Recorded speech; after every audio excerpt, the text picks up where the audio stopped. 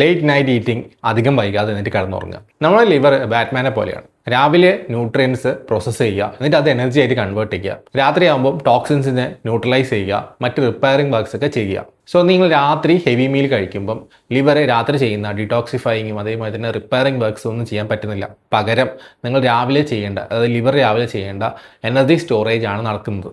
ഇതിൻ്റെ കൂടെ നിങ്ങൾ പെട്ടെന്ന് ഉറങ്ങുകൂടെ ചെയ്യുകയാണെങ്കിൽ നിങ്ങൾ കഴിച്ച ഫുഡിലെ കാർബ്സും ഫാറ്റ്സും ഒന്നും എനർജി ആയിട്ട് കൺവേർട്ട് ചെയ്ത് അത് ഉപയോഗിക്കാനുള്ള സമയം നമുക്ക് കിട്ടുന്നില്ല. സോ ഈ എക്സ്ട്രാ എനർജി ഒക്കെ തന്നെ ലിവർ സ്റ്റോർ ചെയ്യാൻ തുടങ്ങും ഫാറ്റ്സിൻ്റെ രൂപത്തിൽ, അതായത് ട്രൈഗ്ലിസറൈഡ്സിൻ്റെ രൂപത്തിൽ സ്റ്റോർ ചെയ്ത് തുടങ്ങും. ഇതാണ് പിന്നീട് ഫാറ്റി ലിവർ എന്ന സിറ്റുവേഷനിലേക്ക് നമ്മളെ കൊണ്ടുപോകുന്നത്. ഇതിന് 3 പ്രതിവിധികളുണ്ട്. ഒന്ന് 3 hour റൂൾ, ഭക്ഷണം കഴിച്ച് 3 മണിക്കൂറിന് ശേഷം മാത്രം ഉറങ്ങുക.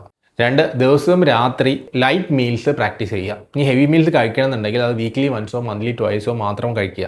3 ലേറ്റ് നൈറ്റ് നിങ്ങൾ ഫുഡ് കഴിക്കുന്നുണ്ടെങ്കിൽ തന്നെ ഫുഡ് കഴിച്ചതിന് ശേഷം 20 മുതൽ 30 മിനിറ്റ് വരെ നടക്കാൻ ശ്രമിക്കുക.